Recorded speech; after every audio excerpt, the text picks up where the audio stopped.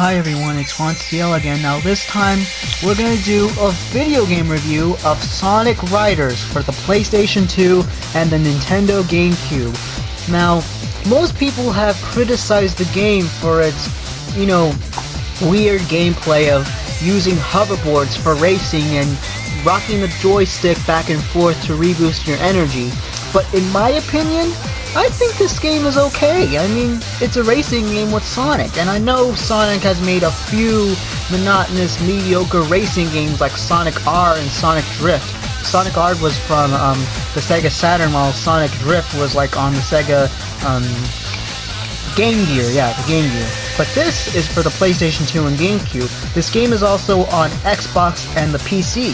So, if you own a PS2 or GameCube, I recommend you to get this game. Even if you're a big Sonic fan, I think you would love it.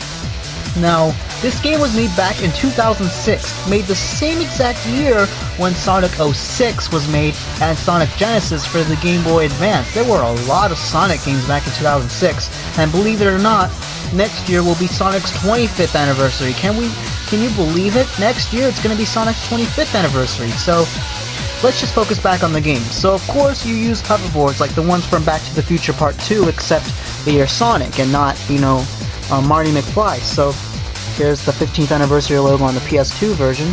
Here you see Sonic doing I think that's a trick, and there's that's Knuckles trying to punch through, because some of the bigger characters like Knuckles can punch through other people in your way. And here we see Tails and Jet the Hawk competing against each other, and it's 4 players, so you can play 4 players in case if you want to play with a friend or 2 or 3. And I say this game is pretty good. They're almost identical. I'd say the PS2 is better because of the controls. If you own a GameCube, I think you could get the Sonic Riders GameCube game, but if you own both the PS2 or GameCube or even a Wii or PS3, I recommend you to get the PlayStation 2 version, because the controls are a lot more, well fluid than the GameCube version, while the GameCube version, it gets a little delayed. And the graphics are a little bit more blockier on the GameCube version than the PS2 version. And plus, the story modes are also pretty nice. The CGI cutscenes are flat out gorgeous, and the intro is traditionally animated, like an anime style from one of the Sonic cartoon shows.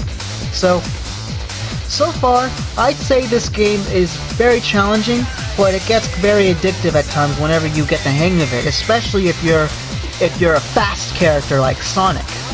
And Sonic is one of my favorite video game characters, if you already can tell. If you've seen my Sonic Mega Collection Sonic Heroes review, I recommend you to watch the video. So, yeah, Sonic Riders is a great video game.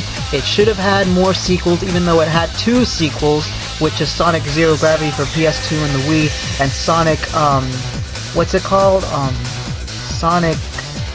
It's Sonic Riders, and it was only for the Kinect for Xbox 360. There was 2 sequels, Sonic Zero Gravity and the Xbox Kinect game. So, yeah. And fun fact, the GameCube version was the last Sonic game for the GameCube, and even the last Sonic game for the Xbox, while the last Sonic game on the PS2 was Sonic Unleashed. We might do Sonic Unleashed at some point, but I don't own the PS2 or Wii version, so yeah, maybe next time my next Sonic video game review would be Sonic Unleashed. But yeah, the final Sonic video game for the PS2 was Sonic Unleashed, and the final Sonic game for GameCube and Xbox was Sonic Riders. So comment and subscribe, and stay tuned for more videos. Peace out and rock on.